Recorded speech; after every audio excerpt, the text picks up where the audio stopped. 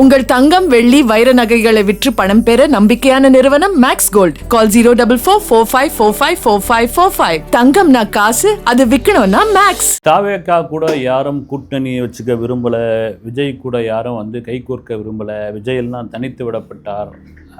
முதல் எலெக்ஷனே அவருக்கு ஒரு ஃபெயிலியரான எலெக்ஷனாக இருக்கும்.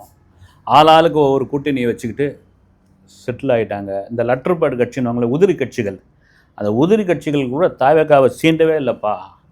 இவங்களுக்காக ஓவர் கான்ஃபிடென்ட்டு. விஜய்க்கும் விஜய் கட்சின்னு இருக்கோம், நாங்கள் 35% இருக்கிறோம், 36% இருக்கிறோம், 50% இருக்கிறோன்னு இவங்க பாட்டுன்னு வாயில் வடை சொல்கிறாங்க. அர்த்தம் எலெக்ஷனுக்கு. அதுக்கு முன்னாடி இதெல்லாம் தெரிஞ்சு போய் தான் இந்த கூட்டணிக்கு வரவே இல்லை. தேமுதிகலாம் வந்துடும் நினச்சி அவங்க அந்த பக்கம் போயிட்டாங்க பாருங்கள். யாரும் கிடையாது. ஒவ்வொரு பக்கம், ஒன்று இந்தியா கூட்டணி, இன்னொன்று என்டிஏ கூட்டணி. இதுக்கு நடுவில் விஜய் நின்றுட்டார். டெபாசிட் வாங்க மாட்டார், அவ்வளோதான். Wash out. வர விமர்சனம் தான், இன்னும் எலெக்ஷனே வரல. இந்த இதில் ஒரு வலையில் மீன் மாட்டிக்கும், கவுண்ட் பண்ணி இழுத்துன்னு வரும்போது சொல்லுவாங்களே, பல்லு 10,000 போவோம், தோல் 20,000 போன்ற கதையாக. எலெக்ஷனே வரல. எலெக்ஷனே வராதவனுக்கு டெபாசிட் இழந்துடுவார். நவம்பர் மாதம் ஷூட்டிங் கிளம்பிடுவார். அவர் வெளிநாடு தப்பி ஓடிடுவார். இங்கே இருக்கவே மாட்டார், லண்டனுக்கு போயிடுவார். அப்புறம் பார்த்திங்கன்னா வீட்டுக்குள்ளேயே போய் முடங்கிடுவார். இதெல்லாம் வர விமர்சனம் தான், இது இருக்க தான் செய்யும். ஆனால் இன்னொரு பக்கம் காங்கிரஸ் மிக உறுதியாக தாவேக்காவுடன் கூட்டணி வைத்தாக வேண்டும் என்று காங்கிரஸ் நிர்வாகிகள் மிகவும் விரும்புகிறார்கள். அப்படின்ற மாதிரியான ஒரு ரொம்ப முக்கியமான விஷயம் பேச்சுவார்த்தை நடந்துக்கிட்டு இருக்குது. திமுகவுடனான பேச்சுவார்த்தை நடந்துருக்கு. அவங்க திரும்ப திரும்ப காங்கிரஸில் இருக்கிற ஒரே விஷயம் என்னென்னா, ஆட்சி அதிகாரத்தில் பங்கு கொடுங்க. ஆனால் திமுக தரப்பில் அப்படி ஒரு பழக்கமே தமிழ்நாட்டில் கிடையாதுங்க. நீங்கள் என்ன ஆட்சி அதிகாரத்தில் பங்கு, விஜய் சொல்லிட்டு போயிடுவார். அவருக்கு என்ன வந்தது? அவர் இப்போ தானே முதல்ல எலெக்ஷன் சந்திக்கிறாரு. ஆட்சி அதிகாரத்தில் பங்குன்னு கொடுத்துட்டு நாங்கள் என்ன பண்ணுறது? இதை ஏடிஎம்கேயும் ஒத்துக்காது. அவங்களும் ஆட்சியில் இருந்தாங்கன்னா கண்டிப்பாக ஒத்துக்க மாட்டாங்க. அவங்களும் அந்த டேர்ம்ஸ் அண்ட் கண்டிஷனுக்கு வரல அவங்க.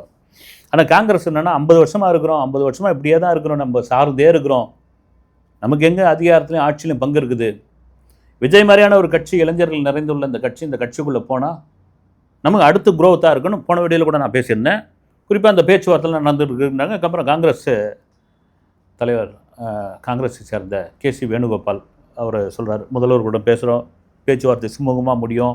இதெல்லாம் ஒரு பக்கம் போயிட்டு இருக்கும்பொழுது, இல்லைங்க தமிழக காங்கிரஸில் நிறைய பேர் தாவேக்காவை தான் விரும்புகிறாங்க, தாவேக்காவோட கூட்டணி ஒரு முறை தான் வச்சு தான் பார்க்கலாமே அப்படின்றாங்க.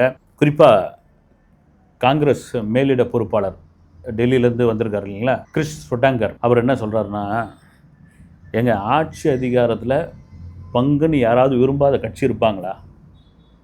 நாங்கள் என்ன காங்கிரஸ் கட்சி நடத்துகிறோமா, இல்லை அறக்கட்டளை நடத்துகிறோமா? எங்களுக்கும் அந்த ஆசை இருக்குல்ல. நாங்கள் நேஷ்னல் லெவலில் ஓகே, மாநில லெவலில் இன்னும் நாங்கள் இன்னும் 50 வருஷமாக அப்படி தான் இருக்கிறோம். எங்களுக்கு ஆட்சி அதிகாரத்தில் பங்கு கொடுத்தா என்ன? விஜயோட கட்சி தரன்றாங்க. அவங்க திமுகவுடைய பொதுச் செயலாளர் எம்பி கனிமொழி அவர்களிடம் பேச்சுவார்த்தை நடத்திட்டு வந்திருக்கார். இப்படியாக போயிட்டு இருக்கும் பொழுது ராகுல் காந்தி 5ஆம் தேதி வராரு. காஞ்சிபுரத்தில் ஒரு மீட்டிங்காக வராரு. அவர் வரத்தே விஜயுடனான சந்திப்புக்கு தான். ஏற்கனவே நம்ம ஆரம்பத்தில் பேசியிருந்தோம். விஜயுடன் ஃபோனில் பேசினார். இந்த கிட்டத்தட்ட ஒரு 3-4 மாதத்துக்கு முன்னாடியே ராகுல் காந்தி விஜயுடன் தொலைபேசியில் பேசினார். அந்த கரூர் சம்பவத்தை பற்றிலாம் பேசினார். நாங்கள் இருக்கோம், கவலைப்படாதீங்கன்னு சொன்னது அதெல்லாம் மீறி அதன் பிறகு இடையிலெல்லாம் பேச்சுவார்த்தை நடந்தது. இன்னும் கேட்டால் மிக ரகசியமான பேச்சுவார்த்தை சென்னையில் நடந்ததுன்னு ஒரு தரப்பு சொல்கிறாங்க. அது எந்த அளவுக்கு உண்மைன்னு தெரியல. ஏன்னா ஒரு நேஷ்னல் லீடர் ராகுல் காந்தி, ஒரு முன்னாள் பிரதமர், அவங்க பாட்டியும் இருந்திருக்காங்க, அவங்க அப்பாவும் இருந்திருக்காங்க, அவங்க தாத்தா இந்திய சுதந்திரத்திற்கு மிக அளவில் பாடுபட்ட ஒருத்தர். அப்படி இருக்கும்பொழுது அவர்லாம் ஈஸியாக டெல்லியிலேருந்து கிளம்பிங்கலாம் ரகசியமாக விஜய் வீட்டிலாம் பேச்சுவார்த்தைலாம் நடத்திட்டு போக முடியாது. அது ஒரு அனுமானத்தை சொன்னது. ஆனால் நம்பகத்தன்மையோடு சொல்கிறாங்க அப்படின்பொழுது ரைட்டு, பேசியிருக்கலாம். மேபி டெலிஃபோனில் பேசியிருக்கலாம், அது பண்ணியிருக்கலாம், தொகுதி பங்கீட்டை பற்றி பேசியிருக்கலாம், ஆட்சி அதிகாரத்தில் பங்குன்னு நீங்கள் சொன்னீங்களே, அதுவே ஒரு பெரிய தில்லு வேணும்னு சொல்லியிருக்கலாம். இங்கே தமிழகத்தில் வேறு எந்த கட்சியாவது இதை சொல்லியிருக்காங்களா? இது விஜய் சொல்லும் போது கூட முதல்ல கேலி பொருளை எல்லாரும் பார்த்தாங்க. இவர் எங்கேருந்துப்பா இவர் ஒரு விக்ரவாண்டி மாநாட்டில் இவ்வளோ பெரிய ஜனத்தை பார்த்துட்டு உற்சாகத்தில் யாரோ எழுதி கொடுத்த ஸ்கிரிப்டை இவர் வாசிக்கிறாரு. ஆட்சி அதிகாரத்தில் முதல்ல ஆட்சிக்கு வாங்க சாமி, நீங்கள் முதல்ல உங்களுக்கு ஓட்டு போடுவாங்களா பாருங்கள் சாமி. இதெல்லாம் கூட்டம்லாம் அவங்க ஷூட்டிங் பார்க்கறதுக்கு வந்த கூட்டம் மாதிரிங்க, உங்களை பார்க்க வந்த கூட்டங்க. அப்படின்லாம் சொல்லிடும்போது இந்த விஜயோடைய அந்த வளர்ச்சி 2 வருஷத்தில் 3வது வருஷத்தை க்ரோத்து போகிற இடம்லாம் கூட்டம். ஒரு கரூர் சம்பவம் நேஷ்னல் மீடியாக்கள் அவ்வளோ பெரிய விஷயம். டெல்லி சிபிஐ அலுவலகத்துக்கு போகும்போது அவ்வளோ மீடியாக்கள் அங்கே காத்துக்கிட்டு இருக்கிறது. கூகுளில் போய் சர்ச் பண்ணும்போது விக்ரவாண்டின்ற ஒரு ஊர் அது காட்டுது, வந்து வீசாலைன்ற ஒரு ஊரை. அந்த சமயத்தில் விஜய் பற்றியான எந்த நியூஸ் வந்தாலும் அது நேஷ்னல் மீடியாவில் பெரிய விஷயமாக மாறுது. NDTVயினுடைய ஊடகம் வந்து எல்லாரையும் பேட்டி எடுக்கும் பொழுது இன்னும் விஜயோட பேட்டியை ஆஃப் த ஸ்க்ரீன்ற மாதிரி வச்சுருக்காங்க. அந்த எடுத்த அந்த குழுவினர்லாம் வந்து சேர்ந்து எடுத்துன்னு ஃபோட்டோ வந்து அவங்க சோஷியல் மீடியாவில் போட்டுக்கிட்டு இருக்காங்க. அப்படி நேஷ்னல் லெவலில் ஒரு பிரபலமான ஒரு நேஷ்னல் லெவலில் பேசப்படக்கூடிய ஒரு கட்சியாக இருக்கிறது அப்படின்பொழுது அந்த கட்சி ஆட்சி அதிகாரத்தில் பங்கு அப்படின்னு சொன்ன ஒரு விஷயம் முதல்ல கேலி பொருளாக பேசப்பட்டு, அடடா என்னையா இது தேவையில்லாத இந்த ஆள் இது மாதிரி சொல்லி விட்டாரே, நமக்கெல்லாம் ப்ராப்ளம் ஆயிடுச்சே. குறிப்பாக அதை வந்து கண்டிப்பாக கூட்டணி வச்சுங்க, தொகுதி தரம் இது பண்ணுங்க, அதிகாரத்தெல்லாம் பங்கு கொடுக்க முடியாது அப்படின்ற ஒரு விஷயத்தில் நம்ம ரொம்ப தெளிவாக அரசியல் பண்ணிட்டு வந்தோம். இந்த நபர் வந்து இது மாதிரியான ஒரு இதை தூக்கி போட்டு போயிட்டாரே, இதை காங்கிரஸ்காரங்க வேறு பிடிச்சிக்கிட்டாங்களே அப்படின்ற கடுப்பு இருக்கும்.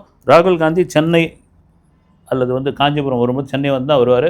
நிச்சயமாக விஜயை சந்திக்கக்கூடும், தொகுதி விஷயத்தை பேசக்கூடும் அப்படின்ற மாதிரியான ஒரு டாக் ஓடிக்கிட்டே இருக்குது. ஏன்னா இது கூட ஆரம்பத்தில் சொன்னாங்க, விஜயை வச்சு திமுகவை வந்து காங்கிரஸ் மிரட்டுறாங்க, அவங்களுக்கு வந்து பெரிய அளவில் சீட்டு கொடுக்கணும்னு விருப்பம் இல்லை, ஏன்னா சில இடங்களில் தோற்று போயிட்டாங்கன்னா என்ன ஆகிறது, வீணாக தானே போகணும், அதனால் கரெக்டான சூஸ் பண்ணி இவ்வளோ தான் கொடுப்போம் அப்படின்பொழுது இவங்க வந்து இதை வந்து ட்ரம்ப் கார்டாக பயன்படுத்துகிறாங்க, விஜயை சொல்லி சொல்லி சொல்லி இவங்க வந்து விளையாடுறாங்க, சீட்டு அதிகமாக கேட்குறாங்க அப்படின்போது அப்புறமா வந்து இல்லை நிஜமாகவே இவங்க விஜய் கட்சியில் போகிறதுக்கு ஆர்வப்படுறாங்க. குறிப்பாக விஜய் கட்சியில் ஆட்சி அதிகாரத்தில் பங்கு, ஒருவேளை நீங்கள் கூட்டணிக்கு வந்தீங்கன்னா 100 சீட்டு தரோம், அமைச்சரவையில் 6 அமைச்சர்களுக்கான இலாக்காவை நாங்கள் தரோம். சரி வரட்டுங்க, முதல்ல வரட்டும், ஜெயிக்கட்டும், எலெக்ஷன் நடக்கட்டும், பார்த்துக்கலாம். இதெல்லாம் ஒரு பக்கம் விமர்சனம் இருந்தால் கூட காங்கிரஸுக்கு ஏன் இவ்வளோ பெரிய, ராகுல் காந்திக்கு இவ்வளோ பெரிய ஒரு கவனம் வந்து தாவேகா மேலே ஏற்பட்டதற்கான காரணமாக எனக்கு என்ன இருக்கும்னு நினைக்கிறேன்னா, அரசியல் எதிரி கொள்கை எதிரி அப்படின்றத வந்து விஜய் வந்து தொடர்ச்சியாக முழக்கிட்டே வர்றாரு. முதல்வர் கூட தமிழ்நாட்டுக்கும் டெல்லிக்கும் தான் போட்டி அப்படின்னு திரும்ப திரும்ப சொல்லிட்டு இருக்காரு. இவர் என்னன்றாரு, TVK versus DMK, DMK versus TVK, இதை தான் இவர் திரும்ப திரும்ப சொல்லிட்டு இருக்காரு. இப்போ தொடர்ச்சியாக நாங்கள் வந்து யார் கூட கூட்டணி இல்லை, ஏன்னா என்டிஏ கூட்டணிக்குள்ளே வந்துடுவார் விஜய் அப்படின்லாம் கூட எதிர்பார்த்தாங்க, பிஜேபிலாம் கூட எதிர்பார்த்தாங்க. எடப்பாடி பழனிசாமி கொடி பறக்குது பண்ணலாம் சொன்னதெல்லாம் இருக்கும், அவங்களாம் கூட கடுப்பாயிட்டாங்க. அப்புறம் வந்து கொள்ளையடிக்கிற கூட்டம், அந்த கட்சி அப்படி இப்படின்னு விஜய் விமர்சனம் பண்ணியிருந்தாரு. ஏறி பயங்கரமாலாம் அதிமுககாரங்க விமர்சனம் பண்ண ஆரம்பித்தாங்க. விஜயோடைய அந்த உறுதிப்பாட்டில் இன்னும் நிலையாக இருக்கிறாரு அப்படின்ட்டு வந்து எப்படி ராகுல் காந்திக்கு எனக்கு தெரிஞ்சு பார்த்தீங்கன்னா, ரைட் இவர் கூட கூட்டணி வச்சுக்கலாம் அப்படின்ற ஒரு விஷயம் எப்படி தோணுருக்கு அப்படின்னா, ஜனநாயகன் பிரச்சனை தான். நல்லாவே தெரியும், ஜனநாயகனை போட்டு இது வரைக்கும் வந்து ரிவைசிங் கமிட்டி சென்சார் பார்த்துக்கவே இல்லை. அந்த கோபம் கூட இருக்கலாம், என் கூட கூட்டணி வரல, இந்த படத்தை எப்படி விட்றோம் பாருங்கன்னு. இப்போ விஜயோட இடத்துல வேறு யாராவது இருந்திருந்தா, ஏன்னா ஒரு 500 கோடி முதலீட்டில் இவ்வளோ பெரிய வியாபாரத்தை எதிர்பார்த்துக்கிட்டு இருக்கிற ஒரு படம் ஒரு பொங்கலுக்கு ரிலீஸ் ஆகியிருந்தால் தியேட்டராகவே திருவிழாவாக மாறி இருக்கும். ஒரு படம் வந்து ரொம்ப டிலே ஆகுதுன்னா அது மீதான ஒரு எதிர்பார்ப்பு கம்மியாகிடும், ஆறுன கஞ்சி பழைய கஞ்சியாக மாறிடும். அந்த இடத்துல வேற ஒரு ஹீரோ இருந்திருந்தோன்னா, ரைட் தூக்குடா பார்த்துக்கலாம், நாங்கள் கூட்டணி வைக்கிறேங்க, ரைட்டுங்க வரேங்க, படத்தை ரிலீஸ் பண்ணி விடுங்க. ஆனால் இவ்வளோ பெரிய அழுத்தத்துக்கு விஜய் இன்னும் அசராமல் இருக்கிறாரே அப்படின்ற ஒரு காரணம் கூட இருக்கலாம். எது எப்படியோ ராகுல் காந்தி வருகிற அந்த 5ஆம் தேதி என்னென்று முடிவாகிடும். ஆனால் பொதுவாக அரசியல் வட்டாரங்களில் தாவேகா வட்டாரங்களில் பேசப்படுற விஷயம் என்னென்னா, காங்கிரஸை சேர்ந்த தமிழக காங்கிரஸை சேர்ந்த பெரும்பான்மையான நிர்வாகிகள் பொறுப்பாளர்கள் எல்லாம் வந்து தாவேகாவோட இந்த முறை கூட்டணி வச்சு தான் பார்ப்போமே அப்படின்ற ஒரு விஷயத்தில் தெளிவாகவும் உறுதியாகவும் இருக்கிறார்கள் அப்படின்ற. சரி எலெக்ஷன் இன்னும் இருக்குல்ல, மாற போக போக போக போக என்ன வேணாலும் மாறும், காலங்கள் மாறும்போது காட்சிகள்லாம் மாறலாம் அப்படின்னு. இதெல்லாம் மீறி எங்கிட்ட ஒரு தம்பி ஒருத்தர் கேட்டாப்ல, அண்ணா என்னன்னு நீங்கள் எல்லாம் பேசுகிறீங்க, இப்போ திடீர்னு இந்த பவர் ஸ்டார் சீனிவாசன் ஒரு நடிகர் இருக்காரு, அவர் என்ன பண்ணிட்டாரு, நான் வந்து இன்னும் ஒரு 10 நாளில் ஒரு புது கட்சி ஆரம்பிக்க போகிறேன், நான் வந்து அரசியல் களத்துக்குள்ள இறங்க போகிறேன். அவர் போன வாட்டியே விஜய் அண்ணாவை பற்றி தப்பாலாம் பேசினார், விஜய் அண்ணா நிற்கிற தொகுதியெல்லாம் போய் நான் நிற்பேன், விஜயெல்லாம் ஒரு ஆளா அப்படின்லாம் சொன்னாருன்னு. முதல்ல பவர் ஸ்டார்ன்றது யாருன்னு கேட்டேன். பவர் ஸ்டார்னு பட்டம் கொடுத்தது யார், சீனிவாசன்றவர் யார், ஒரு நடிகர், அவர் ஒரு துணை நடிகர். அந்த நேரத்தில் வந்து ஒரு கோமாளித்தனமான சில காட்சிகள் நடித்தார். நீ ஏன்பா அவரை பற்றி பேசி இது பண்ணுற, நீ பெரிய ஆள் ஆக்க வர்ற, பெரிய ஆள் ஆகணுன்றதுக்காக தான் எல்லாம் பேசுறது. இப்போ யாரை தொட்டு யாரை விமர்சனம் நீ பேசுனா இது மாதிரி மீடியாக்களில் பேசுவாங்க, செய்தியாக மாறும், மீம்ஸாக வரும், ட்ரோல் பண்ணுவாங்க, இன்ஸ்டாவில் வந்து ரீல்ஸாக போடுவாங்கன்னு இப்போ வந்து ஒரு குரூப் உள்ளே இறங்கியாச்சு. அதனால் இந்த பவர் ஸ்டார் சீனிவாசன், பவர் இல்லாத சீனிவாசன் இதெல்லாம் வந்து தயவுசெய்து யாரும் பேசாதீங்க தம்பி, விட்டுருங்க. இருந்தோம் இப்போ பாருங்கள், அந்த பிக் பாஸு அந்த ஜூலியா காலை ஜல்லிக்கட்டு காலை, நான் விஜய் அண்ணா, நான் அலுவலகத்தில் தான் இருக்கேன், என் வீட்டில் தான் இருக்கிறேன், என்னை சுற்றி உள்ளவங்களும் ஒன்றும் பண்ணிடாதீங்க, எதுவாக இருந்தாலும் என்ன பண்ணுங்க, நான் வந்து இதுவாக தான் இருக்கிறேன் அப்படின்னா என்னென்னா இதெல்லாம் பப்ளிசிட்டி யாருக்கு தெரிய போகுதுங்க? வந்து ஒரு ஒரு ஒரு காளையை போய் நீங்கள் அணுகிட முடியுமா? ஒரு ஜல்லிக்கட்டு காளையை போய் நீங்கள் ஈஸியாக மீட் பண்ண முடியுமா? ஒரு ஜல்லிக்கட்டு காலை என்ன ரோட்டில் போய் மாடான்னு அது நான் சொல்லிக்கிறேன். இதெல்லாம் என்னென்னா விஜய் பற்றி ஏதாவது பேசுனா, விஜய் எதிர்த்து ஏதாவது பேசுனா, விஜய் எடுத்து விமர்சனம் பண்ணிக்கிட்டு இருந்தால் நாங்கள் வந்து லைம்லைட்டில் வரும், நாம் ட்ரெண்டிங்கில் வரும், மற்ற கட்சிகள் இதை கவனிப்பாங்க, அவங்க வந்து பிரச்சாரத்துக்கு கூப்பிடுவாங்க, அவங்க வந்து கழக பேச்சாளரால் நம்மளை வந்து சேர்த்துப்பாங்க, மற்ற கட்சிங்களாம் நாம் வந்து இந்த எலெக்ஷன் வரைக்கும் அப்படியே போயிட்டு இருக்கலாம், வண்டி ஓட்டலாம் அப்படின்றதுக்காக தான் இந்த பவரு, அப்புறம் பிக் பாஸு இதெல்லாம் உள்ளே வருது. இதெல்லாம் தயவுசெய்து நான் சொல்கிறேன், தாவேகா இந்த விர்ச்சுவல் வாரியர்ஸ்லாம் இருக்கிறீங்களே, இவங்கெல்லாம் ஏன் போட்டு நீங்கள் வந்து மீம்ஸ் போட்டுன்னு ட்ரோல் போட்டுன்னு இது பண்ணிட்டுருங்க? உங்கள் தலைவர் வேறு விதமாக ஏதோ அரசியல் பண்ணணுன்னு அவர் முடிவு எடுக்கிறாரு, அவர் பாட்டுன்னு வேறு ஒரு கோணத்தில் போயிட்டுருக்காரு, இந்த கட்சி இந்திய அளவில் பேசுகிற அளவுக்கு வந்து அவர் கொண்டு போயிட்டுருக்காரு. நீங்கள் இருக்கிற இதெல்லாம் வந்து இக்னோர் பண்ணிட்டு போயிட்டே இருக்காது. இதெல்லாம் கண்டுக்காது. ஒரு விஷயத்தை நீங்கள் கண்டுக்க தான் அது பெரிய விஷயமாக மாறும். அதனால தான் தாவேகாவிலேருந்து பாருங்கள், ஒரு அறிக்கையை ஒன்று கொடுத்துருக்காங்க. தாவேகாவை சேர்ந்தவர்கள் எந்த டிபேட்லேயும் யூடியூப் சேனலுக்கும் போய் பேட்டி கொடுக்குறது, வேறொரு விவாதத்தில் போய் கலந்துக்கிறது, பொதுவாக மீடியா முன்னாடி அனுமதி வாங்காமல் போகாதீங்க அப்படின்னு. ஏன்னா அனுமதி வாங்காமல் நீங்கள் போய் பேசுகிற விஷயங்கள் வேறு விதமாக திருச்சி பேசப்படுகிறது, அது கட்சிக்கு எதிராக மாற்றப்படுகிறது. நீங்கள் ஒரு கருத்து சொல்கிறீங்க, அது வேற ஒரு கருத்தாக மாறுது, வேற ஒரு தலைப்பாக வைக்கப்படுது. அதனால் அனுமதி வாங்குப்பா. அதுக்கப்புறம் இதுதான் கட்சியோட கட்டுப்பாடு. இதெல்லாம் மீறி இன்னும் எலெக்ஷன் இந்த நெருங்கி வந்துக்கிட்டு இருக்குது. விஜயோடைய அடுத்த கட்ட அரசியல் பயணம் எப்படி இருக்கும் என்பதை அடுத்த வீடியோவில் சந்திக்கிறேன். நன்றி.